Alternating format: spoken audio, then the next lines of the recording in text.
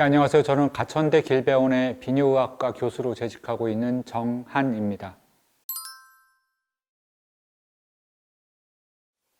예, 종양의 완치 판정은 일반적으로 치료가 마치고 나서 5년이 경과된 이후에 가능합니다. 방사선 치료를 받으시고 나서 이제 수치가 0.32가 나왔다고 하셨습니다. 방사선 치료 실패에 대한 정의는 치료 이후에 가장 낮은 수치에서 2를 초과할 때입니다. 만약에 0.32가 현재까지 추적 관찰한 수치 중에서 가장 낮은 수치라면 2.32 이상 수치가 나오면 방사선 치료 실패로 정의될 수 있습니다. 그러니까 이제 0.32는 아직은 실패라고 정의되지 않고 잘 치료가 되고 있다라고 판단할 수 있는 그런 수치인 것입니다. 다만 현재 수치가 남성 호르몬 박탈요법을 같이 하고 있는 상황인지가 중요합니다. 보통 이제 방사선 치료 끝나고 나서 짧게는 3개월, 길게는 2년까지 방사선 치료 이후에 호르몬 박탈요법을 같이 하시는 그런 치료 프로토콜을 적용받으시는 분들이 있습니다. 그래서 혹시나 배에다가 남성 호르몬 박탈요법 목적의 주사를 맞거나 바이칼루타마이드의 성분을 갖고 있는 약제를 복용하고 계신다면 이제 이 약제가 중단된 이후의 수치가 실제 방사선 치료의 판정 수치로 보셔야 됩니다. 지금 현재 그 약제를 먹고 있다면 현재는 방사선 치료 실패 성공 여부를 판정할 수가 없는 이런 상황으로 보시면 됩니다. 네, 전립선암의 재발을 막으려면 육식 위주의 식사보다는 이제 채식 조금 더 강조되고 있습니다. 특히 이제 십자화가 채소라고 불리는 배추처럼 꽃의 모양이 네 갈래 십자가 모양으로 생긴 채소가 도움이 된다고 알려져 있는데 대표적인 그런 채소로는 양배추, 그 다음에 컬리플라워, 브로콜리, 청경채, 케일 등을 놓을 수 있습니다. 양은 보통 일주일에 한 5접시 정도 드시면 충분히 도움을 받을 수 있습니다. 조리되지 않은 날것 상태로 드실 필요까지는 없고요. 조리 여부에 따른 영양 손실이 큰 차이가 없어서 쪄서 먹거나 익혀 먹어도 무방합니다. 그리고 2015년에 미국 암연구소에서 양송이 버섯 가루를 전립선 암 환자한테 먹였더니 방사선 치료나 수술 이후에 PSA 수치가 더 빨리 떨어지고 낮은 상태로 잘 유지되더라, 이런 보고가 도움이 된 바가 있습니다. 그 밖에도 콩이나 석류, 녹차 등도 전립선암의 재발을 막는 데 도움이 되는 음식으로 알려져 있습니다. 암의 발병 기전에 염증이 작용을 한다는 건 익히 알려진 사실입니다. 그러니까 염증이 전립선암에 직접적으로 작용하는 건 아니고요. 염증은 세포를 손상시키는 세포 손상 이론에 따르면 세포가 염증 때문에 손상되면 암으로 이 손상된 세포가 변할 수 있는 거죠. 하지만 단순하게 염증 하나만으로 암이 발병된다고 얘기할 수는 없지요. 손상당한 세포의 여러 가지 다양한 발병 기전, 유전자라든가 아니면 발병 기전들이 관여를 해야 그 암으로 발병이 되는 겁니다. 다만 결국 이제 염증도 전립선 암의 발병 기전 중에 중요한 이유 중에 하나이니 염증이 있을 때 염증을 치료하지 않고 방치하거나 또는 반복되는 전립선염이 있다면 문제가 될 수 있지 않을까요? 저는 그렇게 생각합니다. 비타민이 암에 미치는 효과가 직접적으로 증명된 연구는 아직은 없습니다. 특히나 비타민 A군과 B군이 방광암에 미치는 효과는 거의 연관성이 없다고 보고된 상황입니다. 다만 비타민 C 보충제가 여러 연구에서 방광암의 위험도를 낮출 수 있다고 보고되고 이로 인해 이제 예방 효과가 좀 있다 우리가 얘기할 수 있습니다.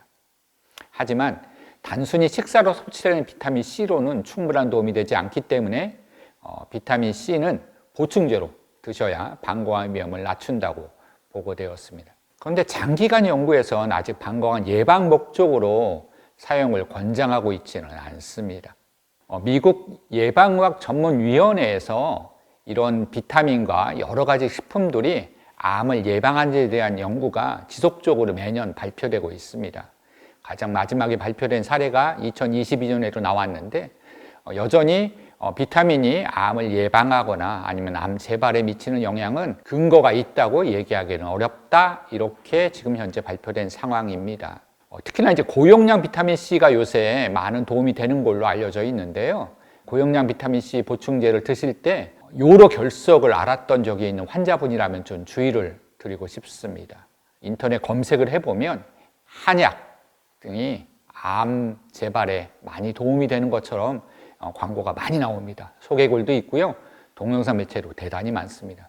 다만 이제 한약이 각종 암에 도움이 된다는 건 역시 신뢰할 만한 과학 학술 연구로 증명된 사례는 아직 없습니다. 한의학에서 근거로 얘기하는 여러 가지 책자들, 뭐 동의보감, 봉초광목 이런 것들이 굉장히 오래된 예전 책들이고요. 현 시대에 그 내용을 모두 적용해서 암에 이 한약이 좋다 나쁘다라고 제가 얘기하기에는 제 영역이 좀 아닌 것 같아서 그 답변은 제가 드리기 좀 어려울 것 같습니다. 방광암에 가장 좋은 운동은 금연 운동입니다. 금연이 운동이냐라고 뭐 얘기하시겠지만 금연만큼 방광암에 가장 좋은 운동은 없습니다. 적절한 운동으로 방광의 발병 위험을 추가적으로 낮출 수 있는데요. 유산소 운동, 특히 이제 빠르게 걷기 또는 자전거 타기, 에어로빅, 달리기 이런 유산소 운동들이 도움이 됩니다. 일반적으로는 주 3회 30분에서 1시간 사이의 운동량을 하도록 권고됩니다. 다만 연세가 좀 많으셔서 또는 항암 치료를 받아서 체력이 약해져 있는 경우에 30분을 한 번에 하기 대단히 어려울 수 있습니다. 그럴 경우에는 10분씩 하루 3번으로 나누어서 운동을 하셔도 충분히 효과가 유지가 됩니다. 그리고 림프 부종이 이미 발생된 분의 경우에 해당 팔다리의 과도한 운동은 오히려 림프 부종으로 인한 조직의 상처가 생길 수 있으니 주의하셔야 됩니다. 자, 방광암 치료를 아마도 내시경으로 절제를 한 표재성 방광암의 치료를 받은 걸로 이해가 됩니다. 자기 방광을 갖고 있는 분들이죠. 이 경우에 낮과 밤에 상관없이 화장실 자주 가는 건 어떻게 보면 암이 다 절제되었는데 암 때문에 가능성은 높지 않고요. 다만 방광 자체의 문제 또는 전립선 비대증 때문에 이런 증상이 생겼다고 보는 것이 더 맞습니다. 물론 방광암을 내가 내시경 수술하고 나서 아직 3개월이 안 되었다 그러면 이 치료 과정 중에 회복되는 기간 동안에 이러한 현상들이 생길 수 있습니다. 자, 전립선 비대증과 가미성 방광 때문에 낮과 밤에 관계없이 화장실을 자주 간다 이런 경우엔 비뇨기과 의사와 상의하셔서 이에 대한 증상을 조절시켜주는 약제를 복용하시는 것이 도움이 될 수 있을 것 같습니다.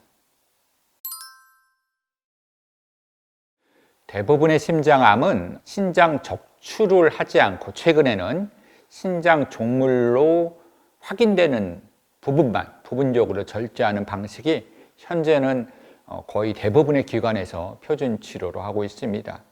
하지만 부분적으로 절제할 수 없는 위치에 있거나 지나치게 커져버린 후에 발견되면 안타깝게도 신장을 한쪽 모두 적출하기도 합니다.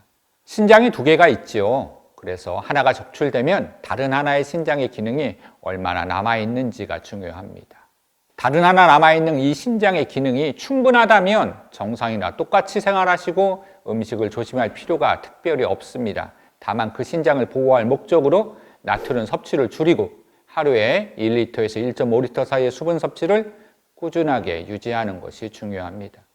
사구체 요가율이라고 신장 기능을 평가하는 기능이 있는데 이 사구체 요가율이 검사에서 50보다 낮아져 있다면 이 경우에는 조심해야 될 음식도 많고 조심해야 될 식생활 습관들이 있습니다. 이 경우엔 신장내과 전문의와 반드시 상의하셔서 만선 신부전 시기를 하고 관리를 하셔야 향후에 투석으로 진행되는 시기를 늦출 수 있습니다. 인천 권역의 암생존자 통합지식센터에서 여러분들 위한 귀한 시간을 저한테 내어주셔서 저도 질문과 답변을 통해서 같이 할 수 있어서 대단히 기쁘게 생각합니다. 후에 같은 제안이 들어오면 또 제가 다른 내용으로 찾아뵙도록 하겠습니다. 감사합니다.